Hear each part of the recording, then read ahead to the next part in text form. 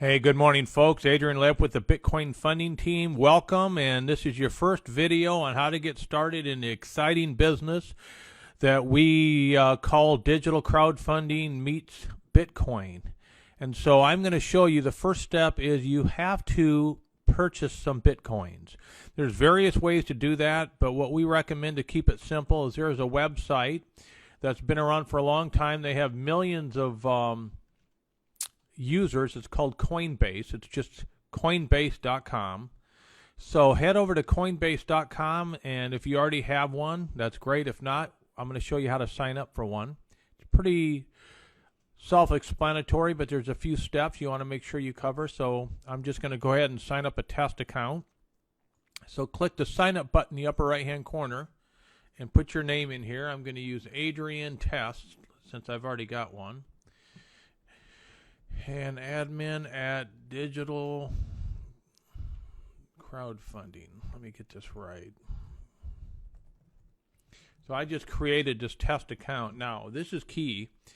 You know, we're dealing with cryptocurrency. These are worth a lot of money. I mean, look at right here. Today, as I'm making this, Bitcoins are worth $1,123 a piece. So if you're having Bitcoins in your Coinbase account, you don't want to use a password that somebody can guess. So I highly recommend you don't use the same password you use on your emails or your basic websites. I'd pick something specifically for this operation that's pretty darn secure. And you're going to want to write it down to remember it, but it's going to warn you if your password isn't strong enough. So let me go ahead and put one in here. So you see that one is too weak. So I got to do something to make it a little stronger. So there we go. That's a good one. So people are missing this. By default, it picks the Armed Forces of America. Make sure you drop this down and you pick the correct state. It has no benefits to what we're doing, but you should use that. And then click that I'm not a robot. And then hit this button right here. It says you agree. If you want to, you can click the user agreement and the private policy. But again, these guys have many millions of accounts. If they had issues, somebody would have already brought it up. So there you go. Name, email, password, state, and then go ahead and hit create your account. Now this next step's important. It's going to tell you that we sent a verification email. Now you must go over there and verify this or you're going to get hung up. Some people have missed this step right here. So I'm going to head over. I already have my email open for this demonstration. And what's going to happen is I'm going to receive a test email. Here you go. Please verify your email address. Okay. So I'm going to scroll down in here and I'm going to verify my email address. And now it opens up a new window for Coinbase. So now I have two. I have the original one that we signed up on, and we have the new one that opened up. So close the original one and work with the new one because you've been verified. So here we are now. We're in my new test account. By default, you're going to pick individual. Go ahead and click next. Now, it wants to link to a telephone number. So go ahead and put a phone number in there to verify. You want to do this because that way it will text you if somebody logs into your account just to make you aware of it. So I'm going to go ahead and do that. And now it's going to send me text verification. So I've got to open up my phone here and I have to go in and I have to pull this verification out so I can type it in and verify that I do have this phone number and that this is the one that is actually mine. So let me type this in. I just received a message from them. Type that in. I hit verify phone number. So now my phone number has been attached to that. Now, this is important. On this step here, you can use a bank account if you want. As you can see, it will take 4 to 5 days to verify it, but it does give you higher limits. But what most of us do and what I recommend you do is just add a debit or credit card in here. You have an instant buy.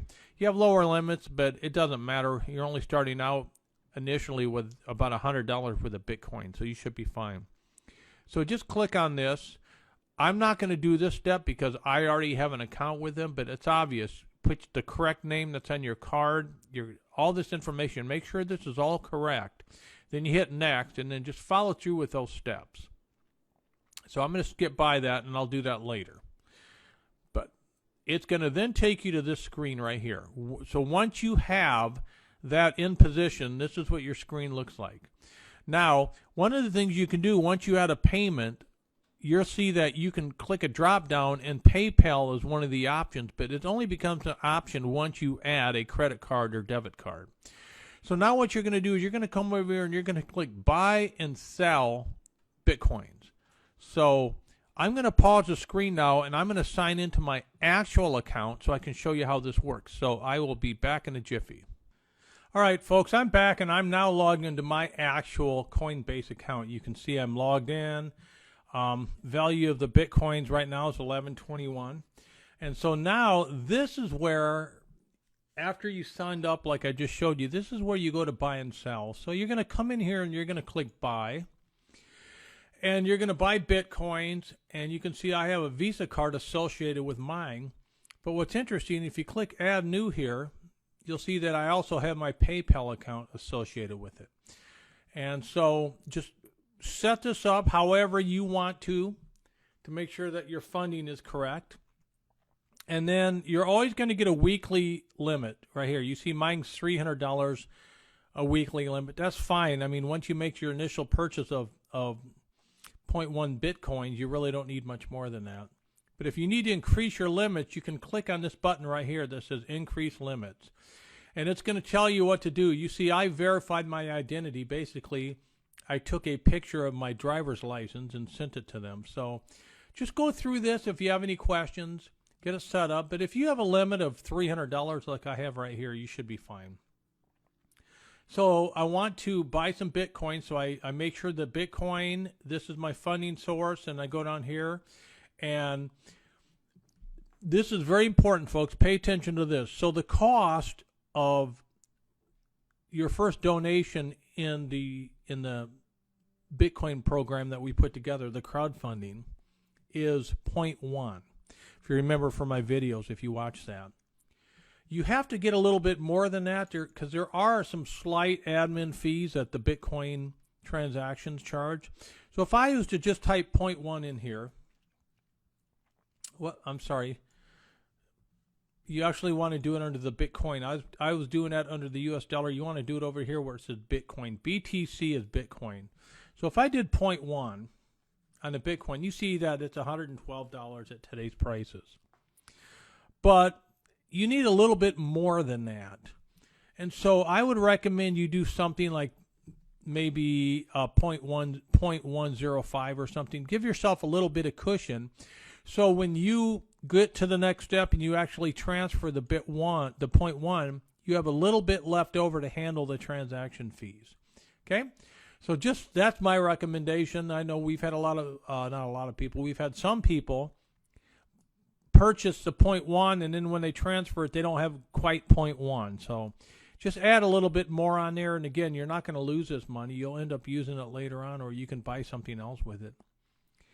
And so there you go. So I click that, then I say buy Bitcoin instantly. So I'm going to click on this, confirm your transaction. Now, I don't want to repeat this buy, so if you check this box, it will automatically buy for you every day. We don't need to do that, so make sure that box is not checked. Confirm the purchase. And it says view. Now, watch how fast this appears in here. You see it's instant. Boom. I now have 195. I now have about almost 0.2 Bitcoins in there, and you can see that the purchase went right through. So the only thing we use Coinbase for is to purchase the Bitcoins. Everything else from this point on is going to be done from a different website.